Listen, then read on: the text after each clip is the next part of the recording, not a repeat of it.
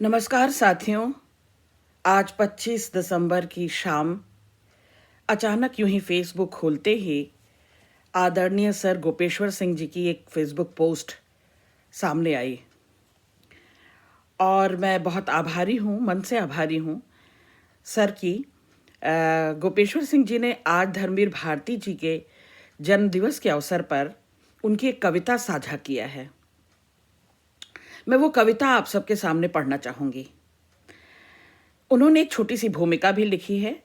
पहले मैं वो आपके सामने पढ़ दूं और उसके बाद वो कविता। आज हमारे प्रिय कवि धर्मवीर भारती का जन्मदिन है।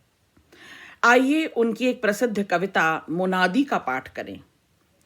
1974 के जेपी आंदोलन के दौरान यह कविता खूब लोकप्रिय हुई थी और आंदोलन में सक्रिय हम युवाओं की जुबान पर थी। कविता में 72 साल के जिस बूढ़े की चर्चा की जा रही है वो जेपी हैं, जयप्रकाश नारायण। तब उनकी उम्र 72 साल थी। यह कविता गोपेश्वर जी को और उनके साथ साथ उनके सभी विद्यार्थियों को, हम सबको आज भी उतनी ही प्रासंगिक लगती है। साथियों, कविता पर ध्यान दीजिएगा। ये लोकतंत्र में अपने को बादशाह समझने वाले हर नेता पर लागू होती है। धर्मवीर भारती तब टाइम्स ऑफ इंडिया ग्रुप की पत्रिका धर्मयुग के संपादक थे। आज के अधिकतर पत्रकारों की तरह वे बादशाह के पक्ष में मुनादी करने नहीं निकले, एक जन नेता के साथ खड़े थे, जन नायक बनकर जन नेतृत्व करते हुए। और ये सही मायनों में मुनादी धर्मवीर भारती जी की यह कविता जन सरोकार से भरी कविता कही जा सकती है। पहले मैं वह कविता का पाठ आपके सामने करती हूं। खल्क खुदा का, मुल्क बादशाह का, हुकुम शहर कोतवाल का, हर खासोआम को आगाह किया जाता है कि खबरदार रहें और अपने अपने किवाड़ों को अंदर से कुंडी चढ़ाकर बंद कर लें। गिरा लें खिड़कियों के पर्दे और बच्चों को बाहर सड़क पर ना भेजें। एक 72 बरस का बूढ़ा आदमी अपनी कांपती कमजोर आवाज में सड़कों पर सच बोलता हुआ निकल पड़ा है। जैसा कि गोपेश्वर जी ने बताया, ये 72 साल का बूढ़ा जयप्रकाश नारायण है। शहर का हर बशर वाकिफ है कि 25 साल से मुजिर है यह कि हालात को हालात की तरह बयान किया जाए, कि चोर को चोर और हत्यारे को हत्यारा कहा जाए, कि मार खाने वाले भले आदमी को और असमत लुटती औरत को और भूख से पेट दबाए ढांचे को और जीप के नीचे कुचलते बच्चे को बचाने की बेअदबी की जाए। जीप अगर बादशाह की है तो उसे बच्चे के पेट पर से गुजरने का हक क्यों नहीं? आखिर सड़क भी तो बादशाह ने बनवाई है।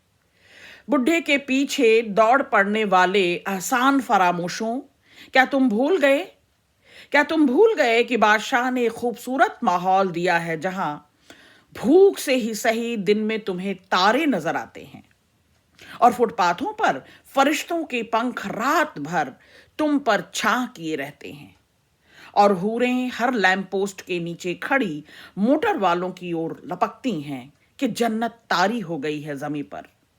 तुम्हें उस बुढ़े के पीछे दौड़कर भला और क्या हासिल होने वाला है? आखिर क्या दुश्मनी है तुम्हारी उन लोगों से जो भले मानुसों की तरह कुर्सी पर चुपचाप बैठे बैठे मुल्क की भलाई के लिए रात रात जागते हैं और गांव की नाली की मरम्मत के लिए मॉस्को, न्यूयॉर्क, टोक्यो, लंदन की खाक छानते फकीरों की तरह भटकते रहते हैं।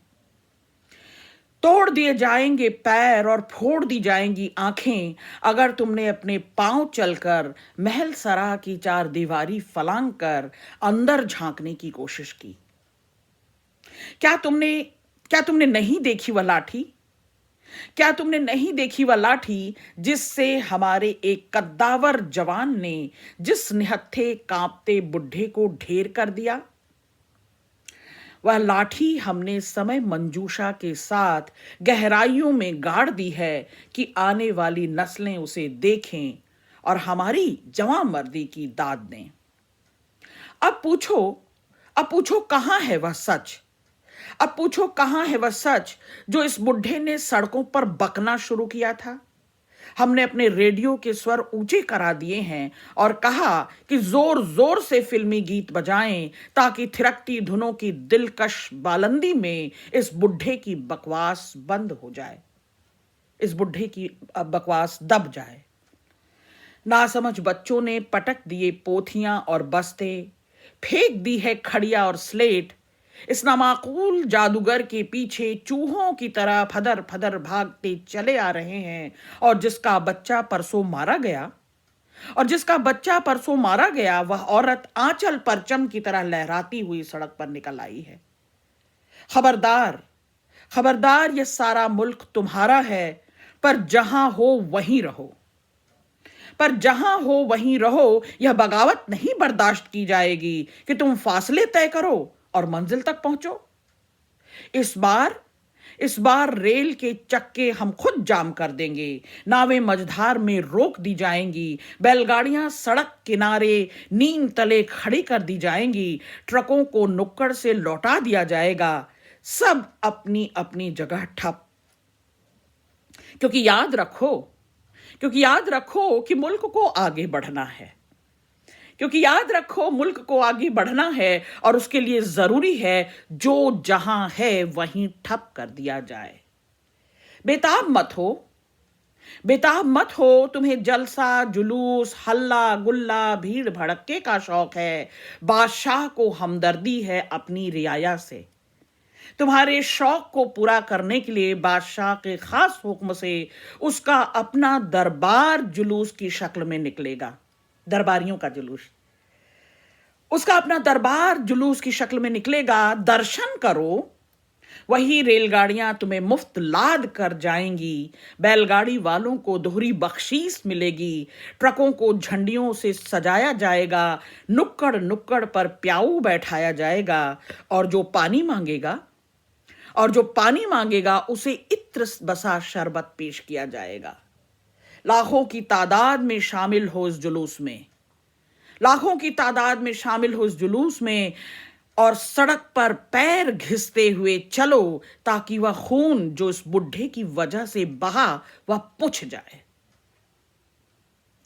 बादशाह सलामत को खून खराबा पसंद नहीं। धर्मवीर भारती जी की स्मृति को शत शत नमन। गोपेश्वर जी, आज आपके प्रति दिल से आभारी हूं। आपने बेहतरीन कविता, इस पूरी कविता को लंबे अरसे से ढूंढ रही थी, आज ये कविता मुझे मिली और अपने को पाठ करने से मैं रोक नहीं पाई। बहुत शुक्रिया।